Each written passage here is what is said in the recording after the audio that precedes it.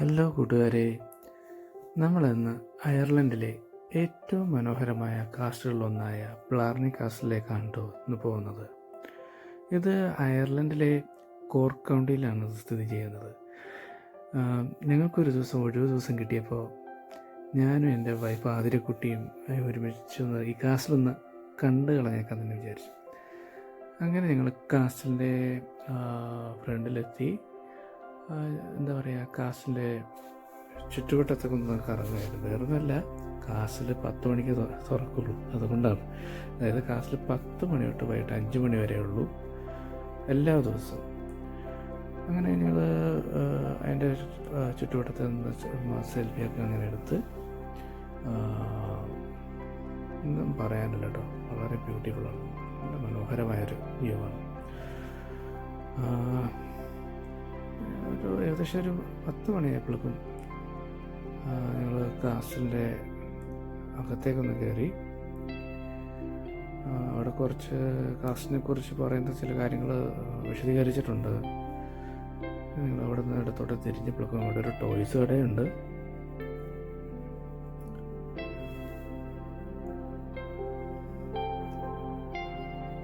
കുറച്ച് കഴിഞ്ഞപ്പോൾ തന്നെ അടുത്തൊരു കടയും കൂടി വരുന്നു. അത് എന്താ പറയുക, ഈ ബ്ലാർണി കാസ്റ്റിലിൻ്റെ പേരിൽ പതിപ്പിച്ചിട്ടുള്ള കുറേ കീ ചെയിൻസും കാർഡ്സും കപ്പുകളും ഒക്കെയാണ്.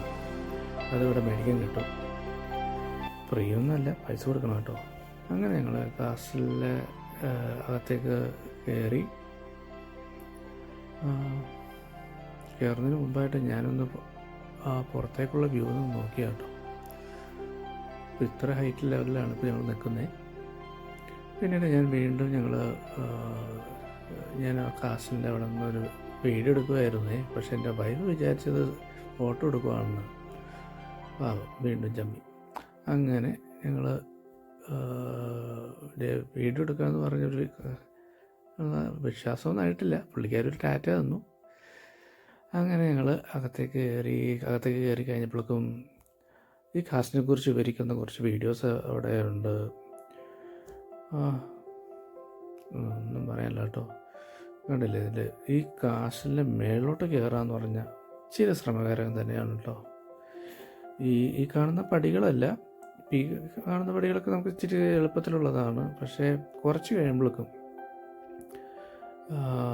ഒരാൾക്ക് മാത്രം കയറാവുന്ന രീതിയിൽ ഉള്ള പടികളായിരിക്കും പിന്നൊക്കെ നമ്മൾ കാണുന്നത്. അങ്ങനെ ഞങ്ങൾ കാസ്റ്റിലെ ഓരോ ഭാഗങ്ങളൊന്ന് എന്താ പറയുക, ക്യാമറയിലൊന്ന് ചുമ്മാ ഒപ്പിയെടുക്കുമായിരുന്നു. ഇവിടെ കുറച്ച് ബ്ലാർണി സ്റ്റോൺസിൻ്റെ വീഡിയോസൊക്കെ നമുക്ക് ഈ സ്ക്രീനിൽ കാണാം. അങ്ങനെ എൻ്റെ വൈഫ് വീണ്ടും, ഞാൻ ഫോട്ടോ എടുക്കാമെന്ന് വിചാരിച്ച് വീണ്ടും പോസ് ചെയ്ത് നിൽക്കുവാണ്.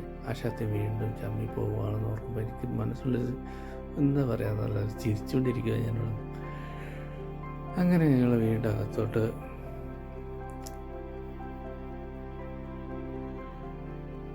മേലോട്ട് കയറി.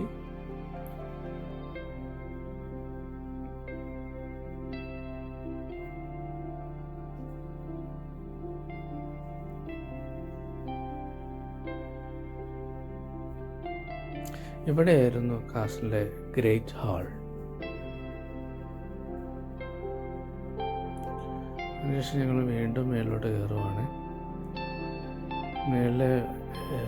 ഇതിൻ്റെ ഏറ്റവും മേളിൽ ബ്ലാർണി സ്റ്റോൺ ഉണ്ട്. ഈ കാസ്റ്റിൻ്റെ ഏറ്റവും മേളിലായിട്ട് ഞങ്ങൾ ആ ബ്ലാർണി സ്റ്റോണിനെ ലക്ഷ്യമാക്കി തന്നെയാണ് കേട്ടോ ഞങ്ങൾ പോകുന്നത്. ബ്ലാർണി സ്റ്റോൺ എന്താണെന്നുള്ളത് നമുക്ക് വഴിയെ കാണാം.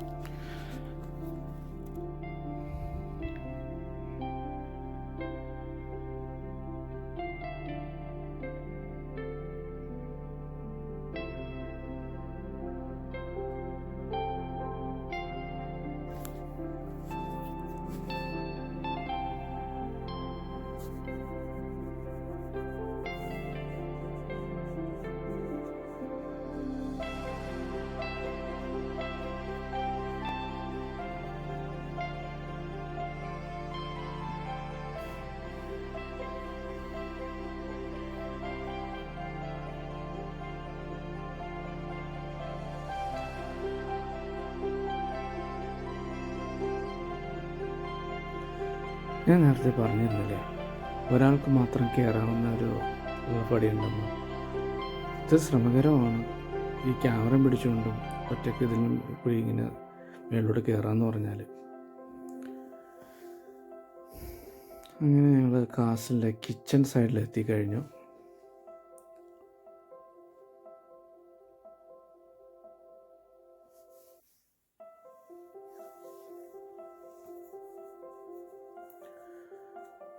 ഒന്നും പറയാനില്ല, ഏകദേശം ഒരു 700 വർഷത്തെ പഴക്കമുണ്ട് ഈ കാസ്റ്റലിന്.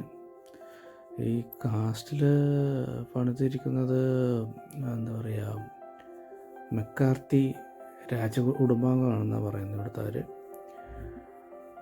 അതായത് കോർമിക് മെക്കാർത്തിയുടെ കാലത്താണ് ഈ കാസ്റ്റിൽ പണിതേക്കുന്നത്. കോർമിക് മെക്കാർത്തിയുടെ കാലത്താണ് ഈ ബ്ലാർണി സ്റ്റോണും ഇവിടെ സ്ഥാപിച്ചത്.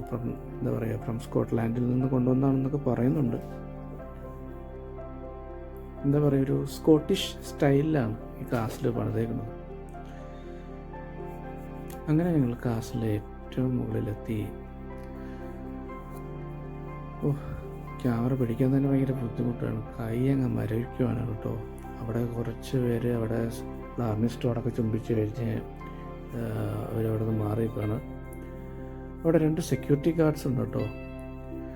കാരണം ഈ സ്റ്റോൺ ഈ എന്താ പറയുക, ഈ ഭിത്തിയോട് ചേർന്നാണ് ഈ സ്റ്റോൺ ഇരിക്കുന്നത്. ഇത്തിരി സ്പേസ് ഉണ്ട്, ഇത്തിരി റിസ്ക്കാണ്. അത് നിങ്ങൾക്കത് കാണുമ്പോൾ തന്നെ അറിയാം. എൻ്റെ വൈഫ് ആതിരക്കുട്ടിയുടെ ഇപ്പോൾ ആ കല്ലൊന്ന് ചുംബിക്കാൻ പോകണേ.